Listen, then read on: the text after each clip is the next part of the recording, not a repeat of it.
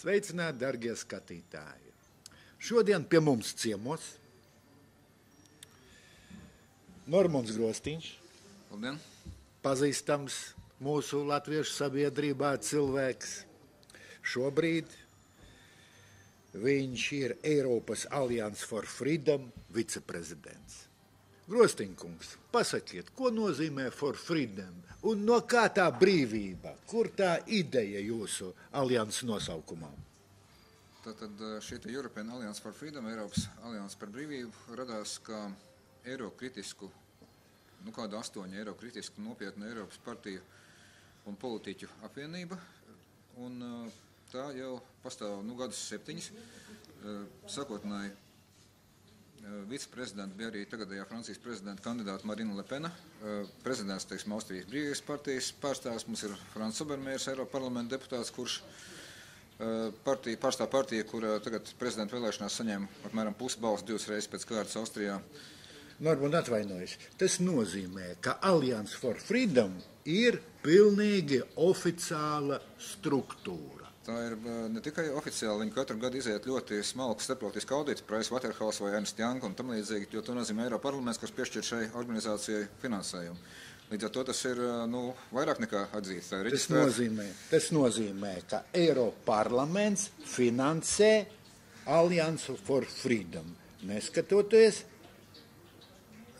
Tātad lietas būtība ir sekojoša, ka līdz šim vismaz, līdz Brexitam, tagad varbūt ir bišķiņi nobijušies, bet līdz tam bija tā, ka finansējums tika piešķirts kreisiem, labējiem, komunistiem, sociāldemokrātiem, optimistiem vai skeptiķiem. Nevajag jūs sevi ar komunistiem salīdzināt. Es stāstu par visu spektru. Mēs, protams, esam labējie, bet spektrā ir kā, ka vienkārši finansējumu piešķir atbilstoši tam, cik ir deputāti, nevis tam, kādā krāsā ir karogs līdz šim. Un tā kā eiro kritisko deputāti ir 100 Eiropa parlamentā, tagad jau pār par 100, konservatīvu, tad finansējums ir sanāk ļoti pieklājīgs. Un mēs izdodam dažādas grāmatas par Latvijas interešu aizsardzību, piemēram, šeit ir par stāšanos eirozonā, plusēm, mīnusēm.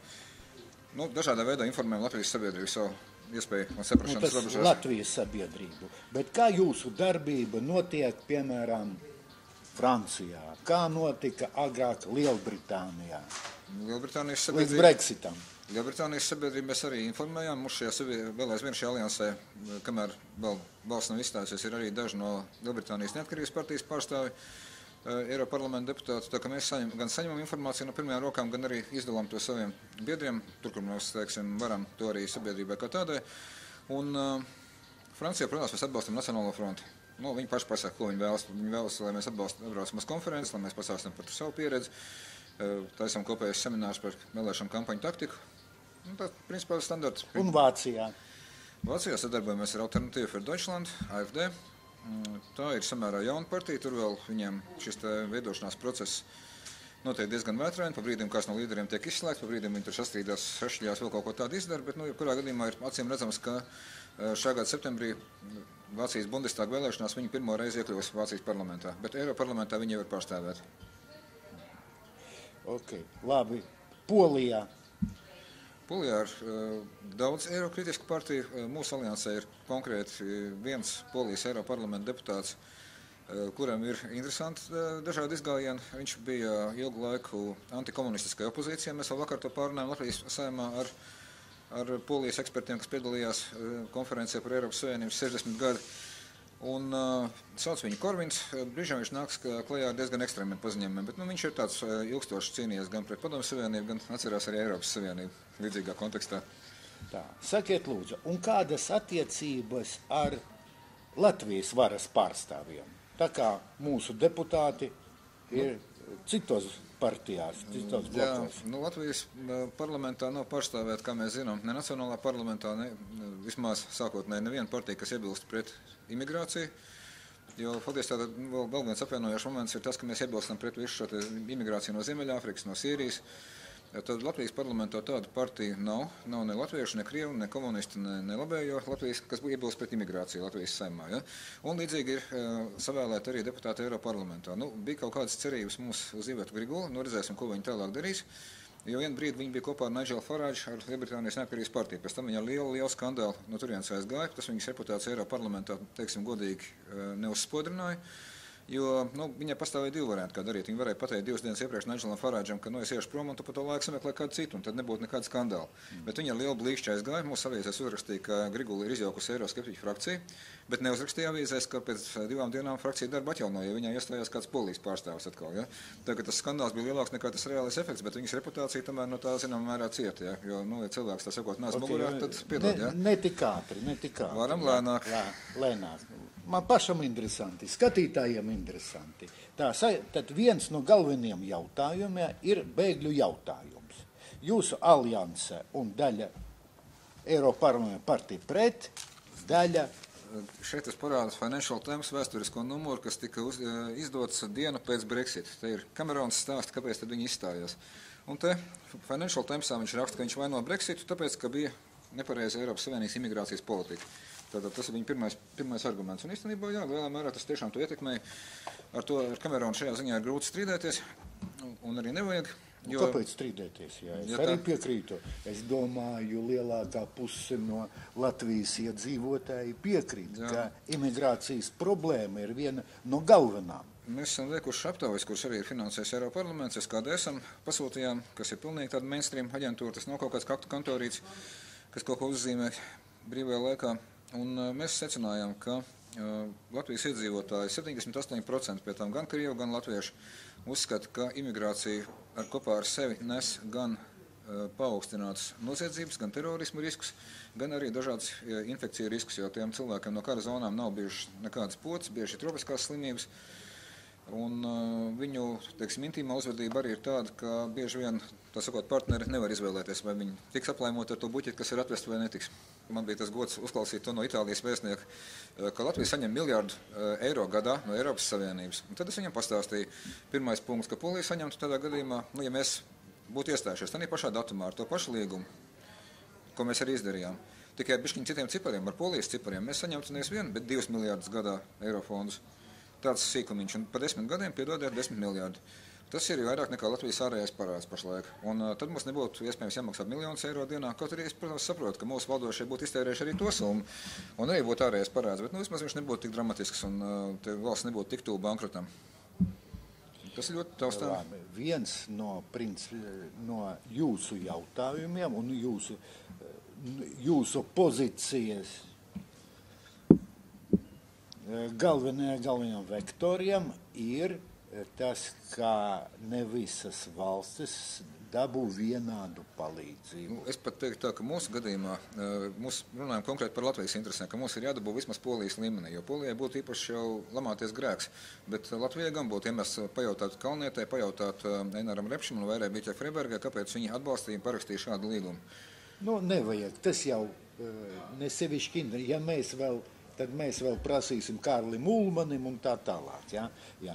Šobrīd var uzprasīt deputātiem, konkrētiem deputātiem, kāpēc tā notiek. Ko darīsim tālāk? Tas ir galvenais jautājums. Galvenais jautājums ir, ko darīsim tālāk, kas mums pārstāvēs tālāk. Ko jūs gribiet definēt? Ja? Kāpēc tik maza palīdzība Latvijai salīdzinot ar pārējām valstīm?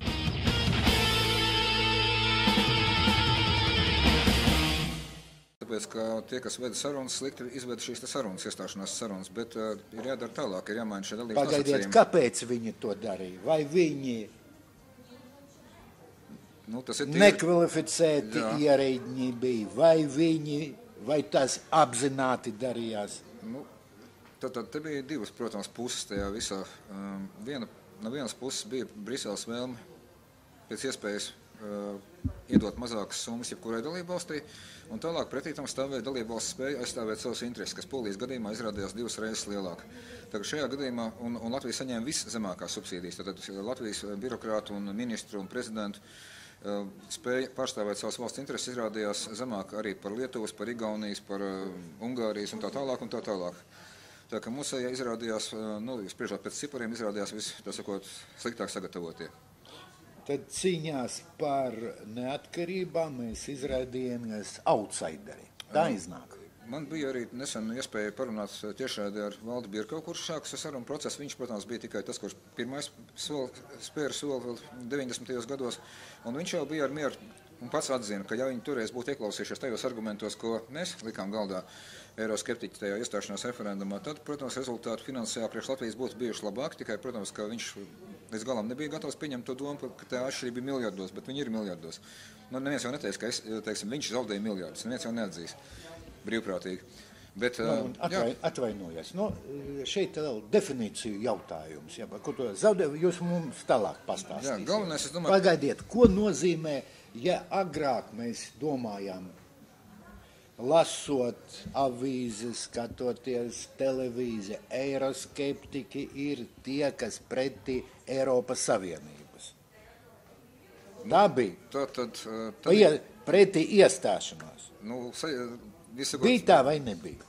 Tas bija 2003. gada septembris. 3. gada septembrī mēs teicām, ka ar šādiem noteikumiem stāties iekšā ir pilnīgs vājprāts, un arī tas viss vairāk atgādina Padomju Savienību. Tanī brīdī mēs vēl varējām izvēlēties. Mums bija gan cukuru rūpnīcas, gan daudz, kas mums vēl bija. Iedzīvotāji bija vairāk un varēja būvēt valsti gan iekšā, gan ārā. Pagaidiet. Tad jūs bijat pret. Saprotiet, kāpēc es šito akcentēju šito jautājumu, lai ir skaidrs tā attīstība. Tad bija pret. Šobrīd jūs par Eiropas. Stop. Šobrīd ir ļoti vienkārši. Demokrātija Latvijā ir vairākuma vara, kā jebkurā citā Eiropas valstī. Vairākums nobalsoja 2003. gada 20. septembrī ar 2/3 pārsvaru, ka mēs vēlamies būt Eiropas Savienībā. Sākot no šā brīža, mēs esam veltījuši visus savus spēkus, lai vienkārši aizstāvētu Latvijas intereses. Ja pašlaik pat pateikt rīt no rīta stājamies ārā, tas arī būtu pašnāvības veids īstenībā. Mēs esam spiesti rēķināties ar to realitāti, kāda viņi ir. Viņi ir diezgan biedīgi.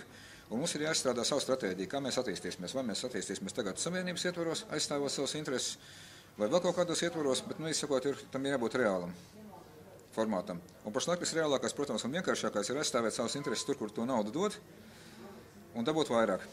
Labi, vēlreiz. Pakomentējiet Alliance for Freedom kontekstā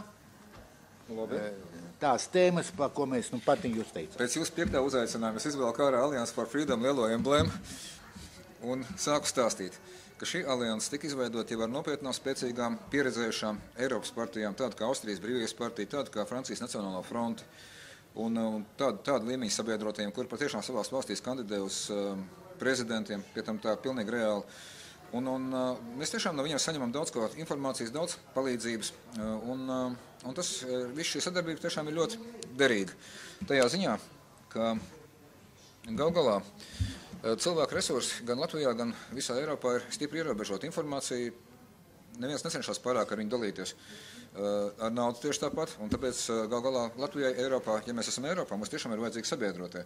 Un tad ir nākošais gājiens ar šaha zirdziņu, ar kuriem tad sabiedrotajiem, teiksim, Latvija spēja runāt, un kuru sabiedrotie runās ar Latviju, jo es pieņemu, ka ar Sandrai Kalnietei būtu diezgan grūti runāt ar Marinu Le Pen. Tāpat kā Grigula nekad nevarēs runāt ar Anglijas neatkarības partiju, kurai viņi iedūra nez mugurā aizejot no frakcijas, piemēram. Es tikai saucu personisko faktoru. Tas mums tālu no Kāpēc? manīm kā Latvijas iedzīvotāji. Man tas ir ikdiena, piedodiet. Jums ikdiena, jā. Man ir skaidrs, ka jūs kā alianse, ir oficiāla struktūra, kas darbojās Eiropas parlamentā. Tātad es izvilku šo 5 gadu caurlaidu, kas darbojas līdz 19. gada 30. jūnijam, eju iekšā un runāju. Un attiecīgi neko citu arī nevar izdarīt, jo neviens cits jau tur nerunā par to, par ko mēs runājam. Tā, sakiet lūdzu, Brexits. Kāds jūsu viedoklis? Tas ir pozitīvi, priekš Amerikas, priekš Lielbritānijas, pozitīvi priekš Eiropas Savienības, vai pozitīvi priekš Francijas, vai priekš Vācijas, vai priekš Latvijas, vai tas destruktīvi? Brexitu atbalstīja ļoti nopietns angļu biznes, jo neviens nevar iztaisīt tādu referendumu kampaņu no savas kabatas. Mēs to atceroties to, ko mēs tikko runājām 2003. gada septembrī, mēģinājām cīnīties par labākiem noteikumiem ar savu kabatas finansējumu 120/1. Tas nav iespējams. Ir vajadzīgs nopietna biznesa atbalsts. Un neapšaubām, ka Brexit kampaņai bija nopietna angļu biznesa atbalsts. Kāpēc? Tāpēc, ka Anglijas negatīvais tirdzniecības bilants pašlaik ir mīnus gadā 200 miljardi eiro. Un te pašā laikā Vācijai plus 257. Tas ir pagājušais gads. Un tāpēc, acīm redzot, Angļu lielais bizness, vismaz būtiski šī lielā biznesa daļa, pieņēma lēmumu, ka labāks bizness būs ārpus Eiropas Savienības. Un viņi pārliecināja savus vēlētājus. Jo vēlreiz atkārtoju, demokrātija tā ir vairākuma vara. Labākā ziņa ir tā, ka demokrātija ir, jo mēs atceramies, kā stājāmies ārā no Padomju Savienības. Man šeit ir tā barikāžu medaļa atmiņai piestiprināta krūšu nozīme. No Eiropas Savienības, kā mēs redzam, izstāties izrādījās salīdzinoši vieglāk, bez lieliem cilvēku upuriem. Gāja bojā tikai viena eiro-optimistiska Anglijas parlamenta deputāta, kuras, tā sakot, bojā ir ļoti līdzīgi tiem apstākļiem, kā gāja bojā Zviedrijas ārlietu ministri pirms zaudēt referendumu par iestāšanos Eirozonā. Godīgi sakot, sazvērestību teorijas uzskata, ka kāds eiro-optimisti paši upurē kādu eiro-optimistu, lai radītu, teiksim, izmaiņas vēlētāju noskaņojumā, ja viņi ļoti nevēlas kādu laist vaļā. Es tam stiprši liecos ticēt, jo scenārijs atkārtojas. Jūsu viedoklis? Es tikko pateicu savu viedokli par šo, un es uzskatu, ka Brexits, protams, bija labi, jo Angļi paši to izvēlējās. Un arī ļoti labi, ka viņiem bija iespēja izvēlēties. Jo mēs ļoti ilgi dzīvojam savienībā, kurā mums nebija iespēja izvēlēties. Līdz ar to es tikai apsveicu, ja kāds var izvēlēties. Kāda nākotne Eiropas Savienībai? Nākotnē 5 scenāriji, ko 1. martā... 10 gadu ietvaros, 20. Tātad domāju, ka Savienība nesabruks, bet tā izmainīsies. 1. martā Junkers, Eiropas komisijas prezidents, nāca klajā ar 5 iespējamiem scenārijiem, no kuriem visreālākais, acīm redzot, ir pat ne 2 ātrumu, bet vairāk ātrumu Eiropa. Un šajā jaunajā Eiropā, protams, ka viss ir atkarīgs no tā, kā mēs spēsim aizstāvēt savus intereses, jo resursi, protams, ar Lielbritānijas izstāšanos ir palikuši mazāk. Līdz ar to jācīnās būs stiprāk. Labi. Un daudz ātrumu Eiropa, kur iezīmēta mums vieta. Pašlaik mēs esam dziļā perifērijā un esam ļoti paklausīgi. Vai nu mēs tādi paliksim un saņemsim vēl mazāk, vai nu mēs tomēr sāksim aktīvi cīnīties, kā to dara Čehi, Ungāri, Višegrads grupa, kā to dara galgaļā Poļi, un tad mums būs labāk noteikumi.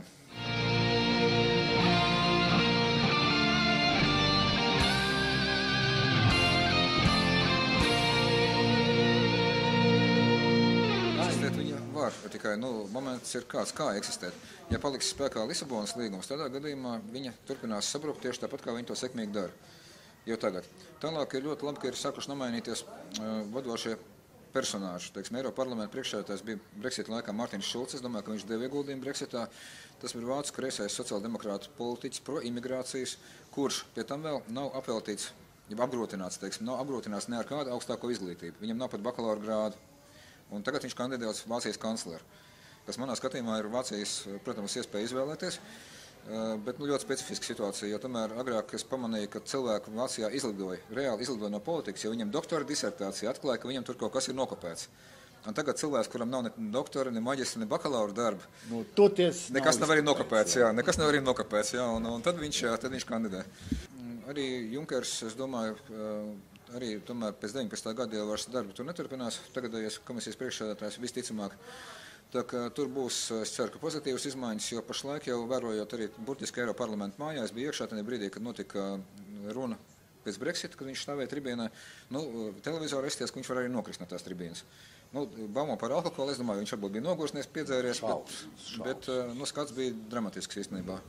Skats bija dramatisks un bija arī ļoti interesanti citāti īstenībā tāda, ka viņš teica, ka tie, kas vēro mūs no tālienes, es precīzi citēju, citu planētu līderi ir uztraukšies par Eiropas Savienības attīstību, un man likās, ka es pārklausījos, un viņš runāja franciski, bet nākošajā dienā visu vācu presa bija pilna, ka ir uzstājies Eiropas vadošais ufologs, ka citu planētu līderi mūs novēro, un to ir teicis Junkers, un tad man palika nākošais moments interesanti paskatīties, kas būs oficiālajā protokolā. Jo galā to taču protokolu varēja pamanīt, pateikt, ka citu planētas līderi, tur Obama tanī laikā vai kas mūs skatās, vēro, un viss taču normāli, ja? Bet no protokola šī rindko bija izgriezta vispār. Viņa protokolā nepalika, tā ka šīs visas tās reakcijas bija diezgan saudabīgas. Tā, sakiet, lūdzu, šodien es Delfos izlasīju, ka Eiropas Savienībā būs veidota centralizētā prokuratūra. Jā, tas ir viens no piemēriem šeit daudz ātrumu Eiropā, ka 16 dalību valsts ir vienojušās, ka viņas to vēlas.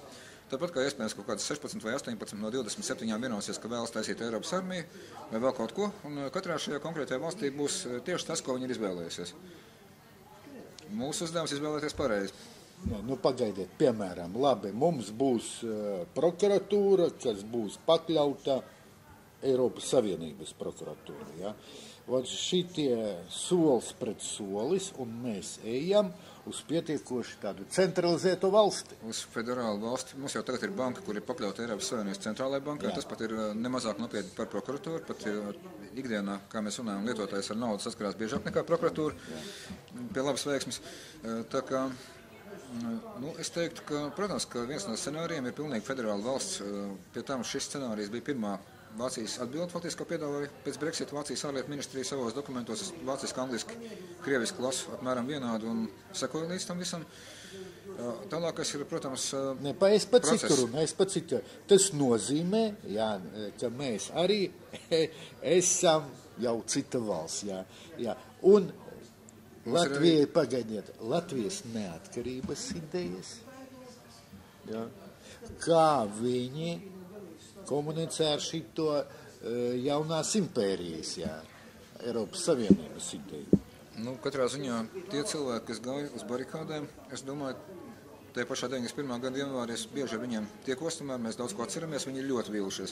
Un ļoti daudz, kas ir līdzīgs Padomju Savienībai soli pa solim. Protams, šī vēl nav Padomju Savienība, ne tuvu, vēl nav. Bet, ja paskatāmies uz niansēm, piemēram, agrāk mums bija jāparāda budžets Maskavā. Kad Savienotā republika aizved, parādīja, viss labi, pielikt klāt vēl kādu balzāmiņu, pavisam labi. Un tagad ir tā saucamais Briseles semestrs, par ko arī vakar runāja Saeimā, ka atkal budžets ir jāparādīt uz Briseli, vai viņš ir labs. Un tad viņš ir saskaņots, un tad viņi drīkst īstenot.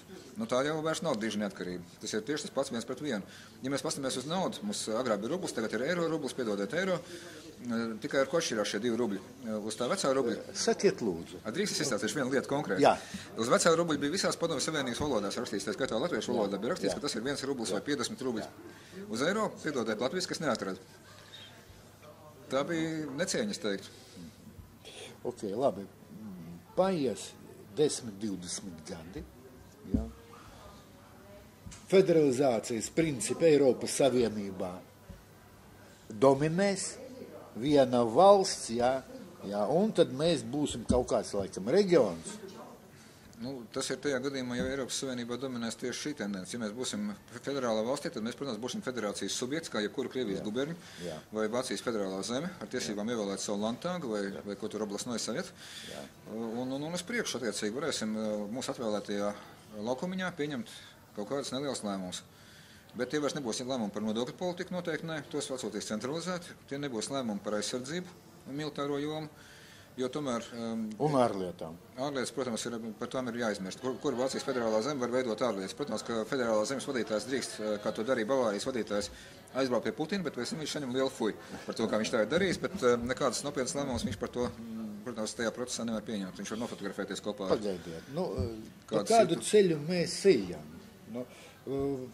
Pāries 30-50 gadi, būs kaut kādas globālas izmaiņas, un tad vēsturnieki pateiks, jā, tie bija kolaboracionisti, kas to izdarīja. Domāju, ka viņi pateiks, kad mainīsies politiskā konjunktūra, tad uz tiem, kas ievilk šādos noteikumos, var skatīties ļoti, ļoti stingri īstenībā, jo teiksim, sekas ir, principā politiķis ar vēsturi vērtē atbilstoši viņa darbības sekām. Pie nosacījuma, ka vēl paliek kam vērtēt.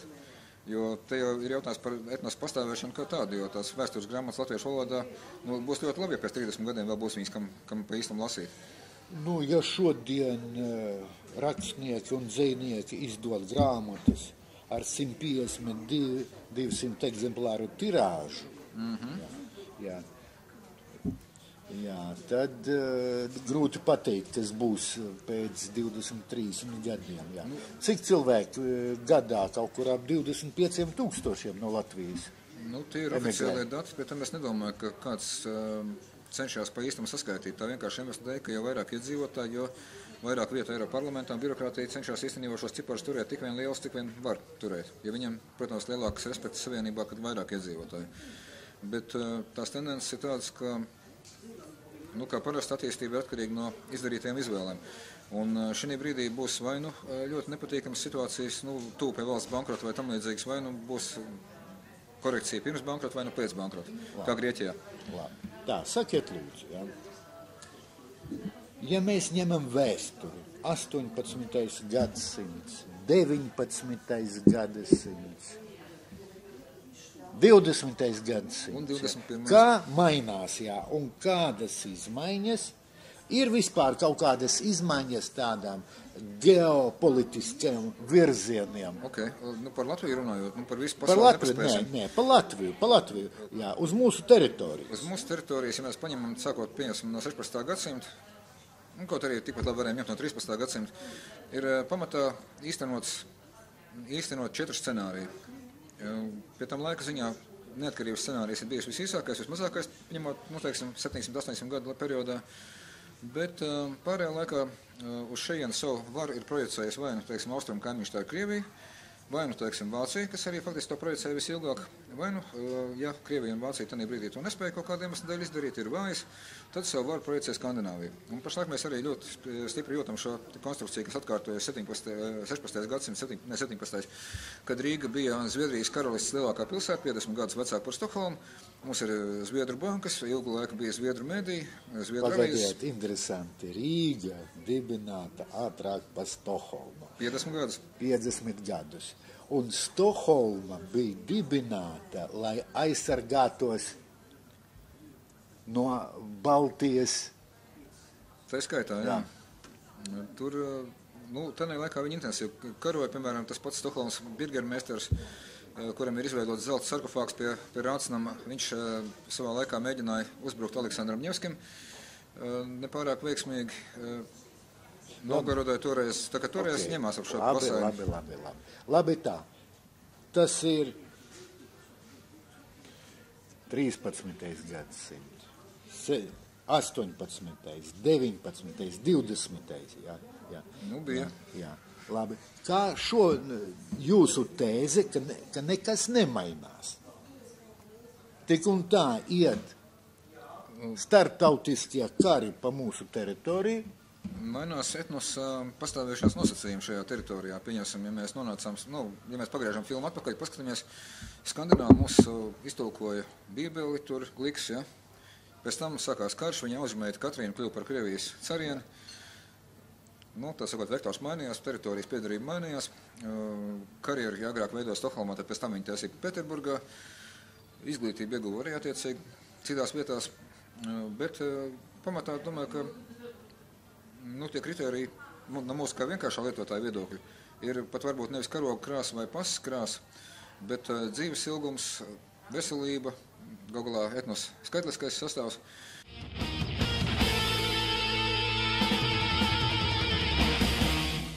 Pagaidiet, jūs ļoti labus kritērijus. Paņemam 2000, piemēram, 2. gads un 17. gads, jā. Dzīves līmeņa kritiens, ekonomikas kritiens, 300 tūkstoši cilvēki aizbrauca, bēgļi. Ja, var pateikt, ka viņus paņēma gūstā, viņi strādā tagad uz visām teritorijām. Tātad, paņemsim labāk 1902. gadu, palūkojamies, mēs tā laikā atrodamies cariskajā Krievijā. Piemēram, salīdzinām divus etnosus, latvieši un uzbeki. Pilnīgi vienādi etnosi, nedaudz lielāk par 2 miljoniem. 91. gads, tā paša gadsimta, 1900. Uzbeku 15 miljoni sabruka Padomju Savienībai, latviešu 2 miljoni. Plus mīnus. Tad palūkojamies tagad, pagājuši vēl 25 gadi, uzbeku 25 miljoni, latviešu apmēram 1,5 miljonu.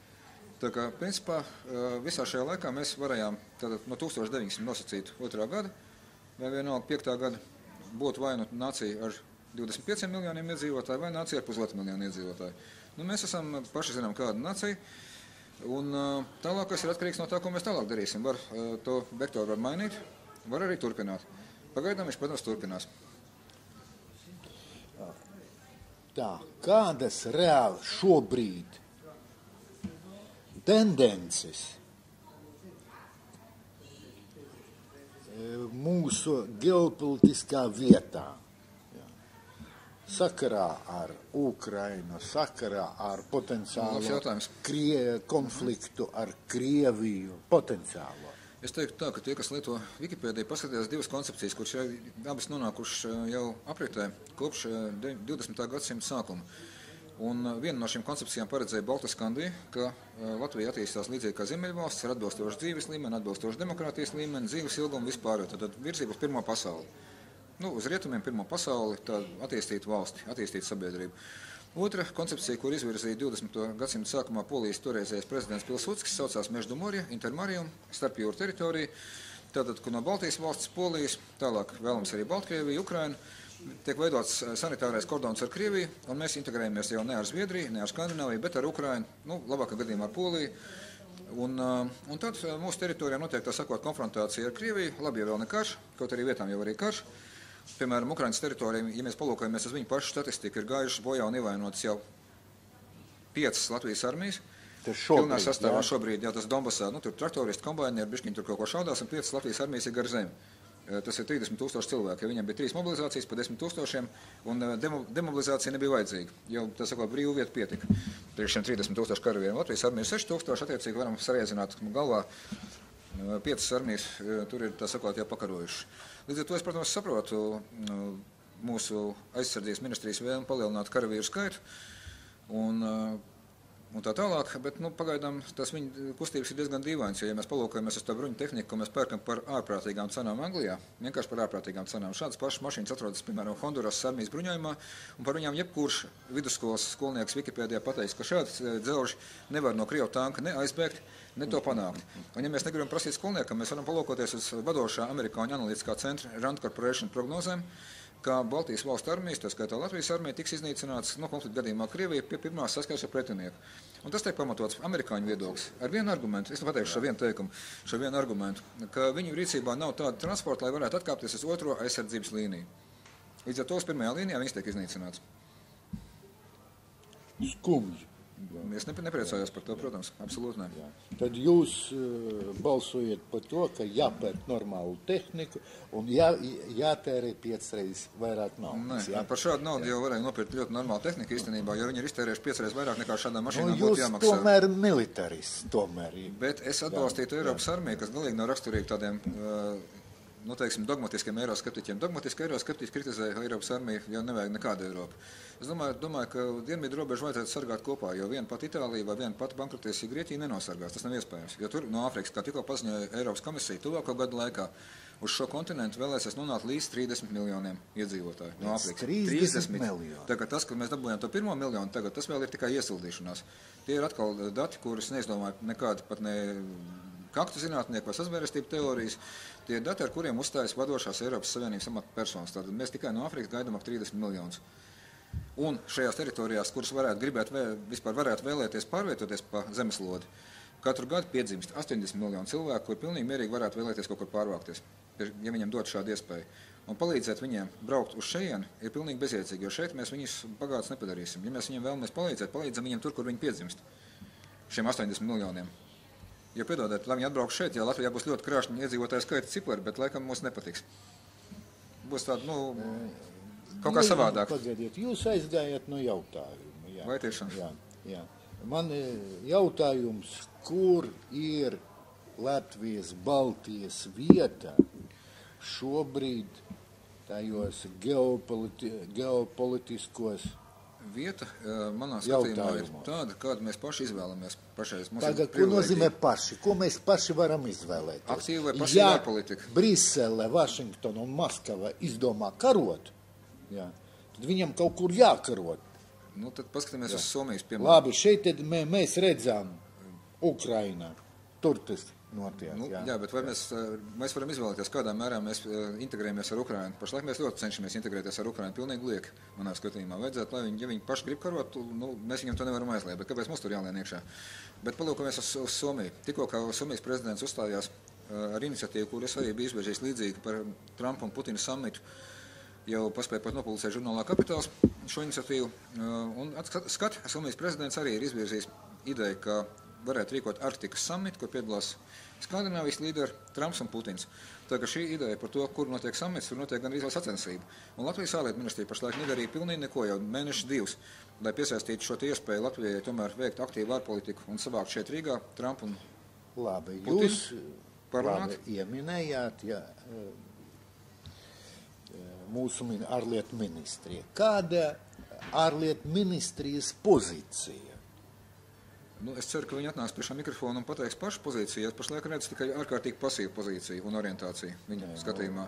Viņi ir gatavi par 80,000 eiro vai 70 aizbraukt uz Fidži, pārstāvēt it kā Eiropu, bet tā pašā laikā nav gatavi par mūsu nodokļiem, bet nav gatavi kaut ko reāli darīt, lai šajā situācijā, kur mēs tomēr esam kaimiņos ar Krieviju, lai veidot tādas attiecības, ka mums nebūtu jābaidās par savu pastāvēšanu. Pagaidiet, cik es varu saprast no jūsu frāzēm, ka ārlietu ministrija pilnīgi atbalsta Ukrainas pozīciju, un nodarbojās ar kiberkara provocēšanu ar Krieviju. Nu, faktiski, teiksim, visas viņa darbības, ārlietu ministrijas darbības, ja mēs palūkamies uz šiem ģeopolitiskiem modeļiem, nav vērsts uz to, lai Latvija nonāktu Baltoskandijā, bet ir ļoti aktīvi vērsts uz to, lai mēs nonāktu tajā Intermarium kopā ar Ukrainu. Okay. Un tā ir otrā pasaule, nevis pirmā pasaule. Labi. Ar atbilstošu mazāku demokrātiju. Ārlietu ministrijas pozīcija, ka Baltija, Ukraina, tas bufers. Otrā pozīcija, kas varētu būt vairāk labvēlīga Latvijas tautai, ir skandināvu variants. Kur mēs Ziemeļvalstu modelis, kur mēs nodrošināti ar Ziemeļvalstu palīdzību. Šitas, kā realizē, skaidrs, ārlietu ministrija ir par to Ukrainas Baltijas variantu. Tāpat arī parlamenta atbilstošās komisijas. Parlamentu vairākums pieļauj, ka arī valdība. Labi, tad mēs pacelsim jautājumu, pamēģināsim padomāt, bet kas ir Latvijas nacionālās intereses?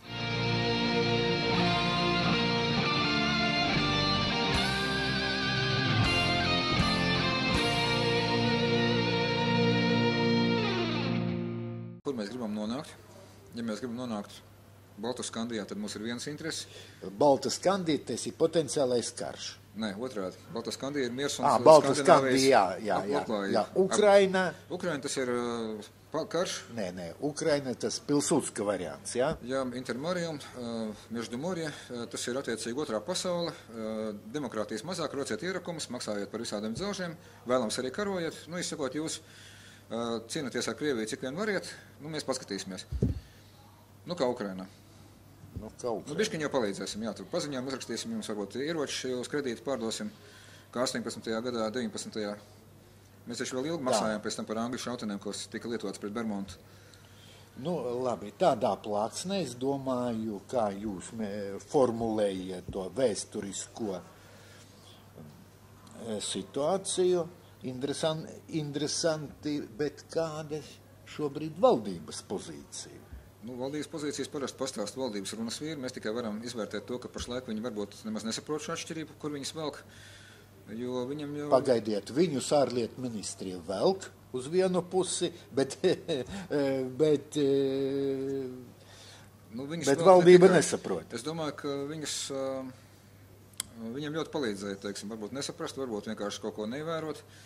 Jo bija ļoti redzams, ka tāda ārzemju fonda, varbūt kaut kas līdzīgs Soros fondam, ļoti aktīvi maksāja Baltijā par konferencēm, kurās tik ļoti propagandēja šis Intermarium Meždumorje ideja, kur vienu brīdi bija tā kā pieklususi, bet tad viņi pirms kādiem pāris gadiem sāk ļoti aktīvi propagandēt, rīkot seminārus, teikt, ka tas ir ļoti labi, bet neviens nepateica, ka tā ir izvēles tā pirmo un otro pasauli, un tā ir pilnīgi atšķirīga demokrātijas dzīves līmenis un vispārējais.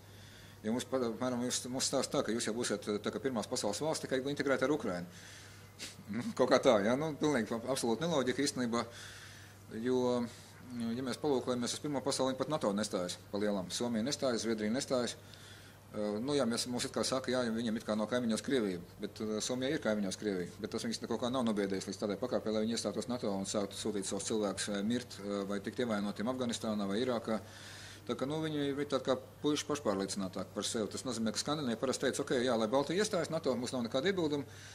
ja jau viņi tā vēlas, tas ir demokrātijas, bet paši viņi to nedara. Kaut arī, arī pie viņiem notiek nopietnas darbs, lai pārliecinātu, jo ieroču biznesa ir ļoti nopietnas biznesa, un, kā zināms, visa tā lielā cīņa manā skatījumā starp to, vai būs Eiropas armija vai būs NATO, ļoti lielā mērā ir izskaidrojama ar to, ka aiz Eiropas armijas stāv Eiropas ieroču ražotāji, kur uzskata, ka Eiropas valstīm jāpērk Eiropā ražot ieroči. Un aiz NATO stāv amerikāņu ieroču ražotāji, kur uzskata, ka visiem ir jāpērk amerikāņu ieroči. Un, ja tā sakot, valsts pērk amerikāņu ieročus, tad uz viņu skatās arī jau daudz pozitīvāk. Arī, tas Amerikas Labi, bet tā kā institūcijas. Es domāju, Latvija neražo ieročus, jā? Mēs nekur negribam. Gluži veltīgi neražojam. Igauni jau sāk ražot kaut ko. No Igauni, diemžēl, šī vēsturiskā posmā 25 gadi, Igauni izrādījās daudz gudrāki pa latviešiem. Diemžēl, jā. Un rezultāti, un paldies Vejonim, kā prezidentam, kas pirmais pacēla šito jautājumu, kā tā var būt. Pa 30% mazāk cilvēku, budžets pa 30% lielāks un tā tālāk. Par to, kad kāds par to sāc domāt, protams, prieks dzirdēt. Te pašā laikā, es kaut dienas biznesā un daudz kur citur vēl pirms gadiem 20, kad Igauni mainīja nodokļu politiku, rakstīja, ka vajag darīt to pašu, vajag atcelt, piemēram, ienākumu nodokli uzņēmumam par reinvestēto peļņu. Mēs to piedāvājām arī savā laikā vēl 90. gadu beigās priekšvēlēšanu programmā. Tas ir reģistrēts 4000 zīmes. Centrālajā vēlēšana komisijā te man neviens neļaus samēlot, es tos tiešām tur aiznesu, bet Latvijas vēlētājiem, atšķirībā no Igaunijas vēlētājiem, tas nebija interesanti. Tad Latvijas vēlētāji arī saņem pašlaik savus, tas sakot, to parlamentu, ko ir ievēlējuši. Ok, labi. Priekš manīm jautājums. Tas ļoti interesanti. Tā kā jūs esiet Freedom Alliance, Eiropas struktūra, mums ir deputāti. Jā, jā, jā. Un ļoti interesanti deputātu pozīcija. Piemēram, jautājums vai skandināvu modelis vai tas Morium modelis, Intermorium modelis, uz kuru pusi ko atbildēs mūsu deputāti, ko atbildēs valdība, ko atbildēs ārlietu ministrija. Jā, jā. Un šitie jautājumi ir principiāliem, kā mēs tālāk cīnīsimies par savu neatkarību. Lai neparādās jautājums Alliance for Freedom, no kā freedom? Priekš kā freedom? Priekš cilvēkiem freedom. Priekš cilvēkiem. Un neatkarība tas ir priekš cilvēkiem, lai nacionālā ideja Latvijā varētu, lai mēs visi varam šeit izdzīvot, attīstīties, audzināt bērnus, mazbērnus. Ja? Ja. Un konkurēt ar pārējām tautām. Pie mums šodien bija ciemos Normunds Grostiņš, Eiropas Alliance for Freedom viceprezidents. Es, Artūrs Savotiņš, gaidām jūs nākošās pārraides Fokus TV televīzijā.